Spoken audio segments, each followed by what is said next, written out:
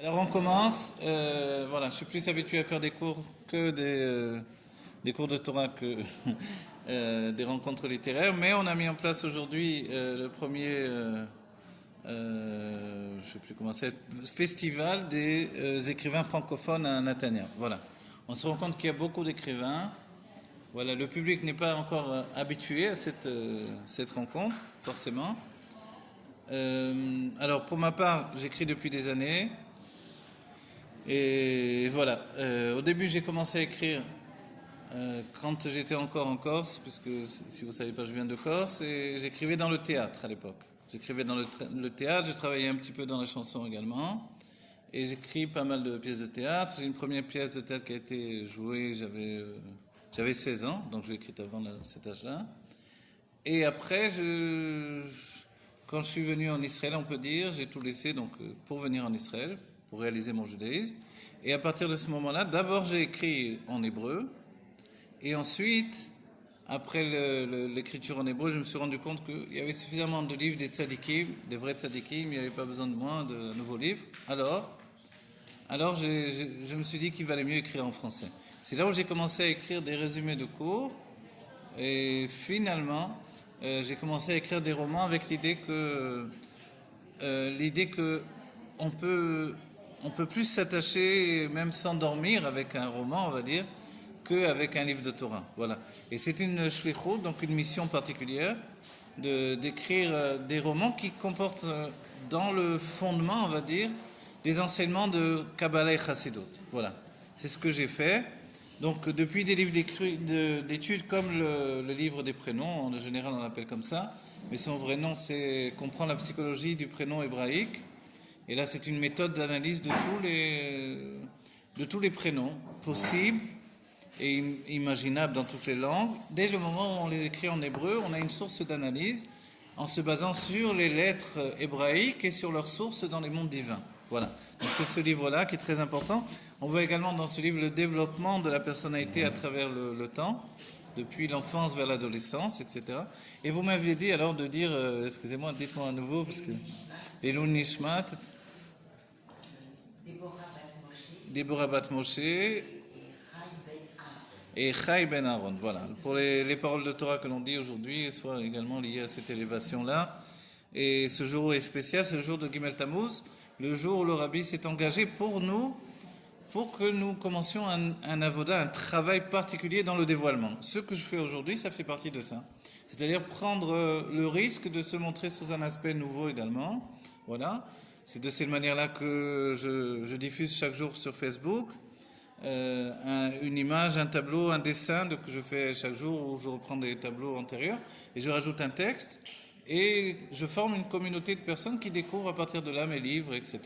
Et voilà. Et comme également l'un des sujets même de cette journée, c'est mettre en avant l'auto-édition, c'est de dire que justement la difficulté de l'auto-édition, c'est qu'on n'a pas une équipe littéraire derrière nous et on va dire toute une équipe qui va mettre en avant le livre, le distribuer, etc. Donc, dès le moment où on choisit le mode de l'auto-édition, et je souligne quelque chose qui est très important, je m'en suis rendu compte en réfléchissant tout simplement, c'est que dans le judaïsme, les sages d'Israël qui ont édité leurs livres n'ont jamais édité leurs livres que dans ce qui s'appelle l'auto-édition.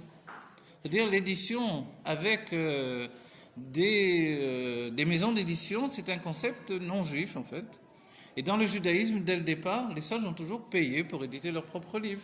C'est eux-mêmes qui étaient en avant et avec leur désir d'éditer, que ce soit le Orach Chaim HaKadosh, que ce soit le Balatania, que ce soit d'autres sages, ils ont édité leurs propres livres. Les sages des pays Sfarad ou des pays Ashkenaz, c'était une démarche personnelle. Voilà.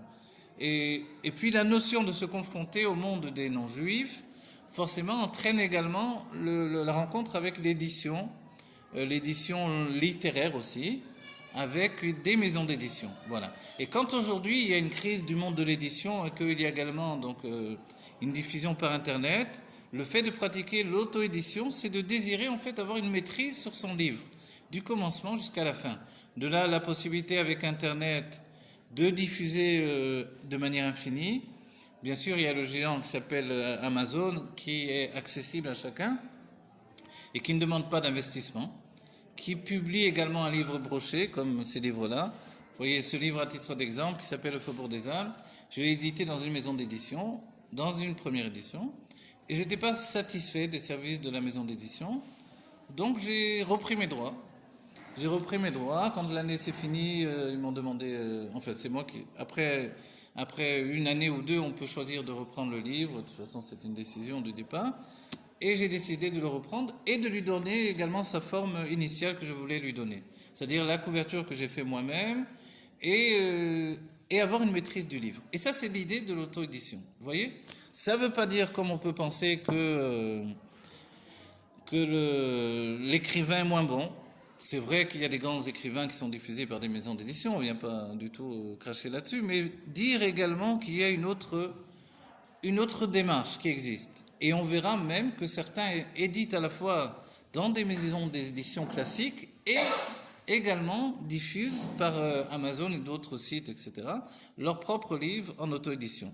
Ce qui est plus difficile dans ce cas-là, c'est qu'il faut faire ses propres démarches auprès des libraires, auprès du public et avoir une relation constante avec le public. De là, ma démarche personnelle sur Instagram et Facebook, où je diffuse chaque jour en donnant des écrits continus et des images, etc., pour m'attacher à créer une communauté de lecteurs et grandir en fait les lecteurs. Voilà. C'est une démarche qui prend du temps, mais que finalement les maisons d'édition classiques ne négligent pas non plus aujourd'hui. Donc en fait, on découvre qu'il y a un raccourci entre l'écrivain et le public, et c'est ce qui se passe aujourd'hui. Voilà. Si déjà je vous ai montré ce livre, alors Le Faubourg des âmes, c'est un livre particulier. Chacun de mes livres, c'est un peu un moyen de transmettre une idée, un concept de chassidut, de Kabbalah, une question tout simplement. Et plutôt que le faire par le biais d'une étude, je le fais par le biais d'une expression de sentiment, par la possibilité de rentrer dans des personnages et d'aller jusqu'au bout des questions. Ce livre-là, alors la question c'était justement la qualité du corps par rapport à l'âme. Le corps lui-même génère des forces particulières, si bien que dans la Kabbalah, dans la Chassidut, on apprend que sa source est supérieure à celle de l'âme. Et dans la base même de ce livre, je suis parti de l'idée que plutôt que de parler d'âmes qui vont réincarner de corps en corps, ce qui est le cas de chacun d'entre nous, j'ai imaginé qu'il puisse y avoir également des âmes qui migrent de corps en corps. C'est basé sur l'idée de la Kabbalah de ce qui s'appelle le Hibur Neshama, c'est-à-dire que dans le courant d'une vie, on peut avoir une âme qui s'habille en nous. Par exemple, l'âme d'un tzaddik, l'âme du rabbi de la génération, du Nassiador, l'âme de Moshe Rabbeinu, d'Avraham Avinu, des femmes, où Sarah Imanu vient aider une femme. Dès que l'on entreprend quelque chose qui nous dépasse, alors, et qu'on est lié à une mitzvah particulière, un commandement particulier ou un comportement particulier, de don de soi, on peut avoir un tzaddik qui rentre en nous pour nous aider pendant un certain temps de notre vie. Voilà. Ce qui n'oblige rien du tout, ce n'est pas comme un Gilgul, une réincarnation. Donc dès qu'il a envie, il se retire, évidemment. Donc dans ce livre, je suis parti de ces idées-là, et je me suis dit, et si une âme migrait de corps en corps, sans une interruption entre les deux. Et le personnage du début du livre, qui s'appelle Dolly, les noms ils me viennent comme ça, le personnage est une vieille dame de 99 ans, et puis elle va mourir, elle sait qu'elle va mourir, mais elle est fatiguée. Elle n'attend qu'une seule chose, c'est en terminer avec la vie, en terminer avec ces longues vies qu'elle a eues derrière elle et qui n'ont pas eu d'interruption dans son esprit, et également qui n'ont pas eu d'interruption dans la sensibilité. Les sentiments vivent, on va dire, difficilement les amours, les ruptures, les pertes, vous voyez. Donc en fait, se dire qu'on va recommencer encore une vie, justement dans la vie du début du livre, elle avait pris soin de ne pas s'attacher, de ne pas créer de lien, plutôt que de rester toute seule, quitte à rester toute seule, de manière à ne pas souffrir de la séparation d'avec des proches.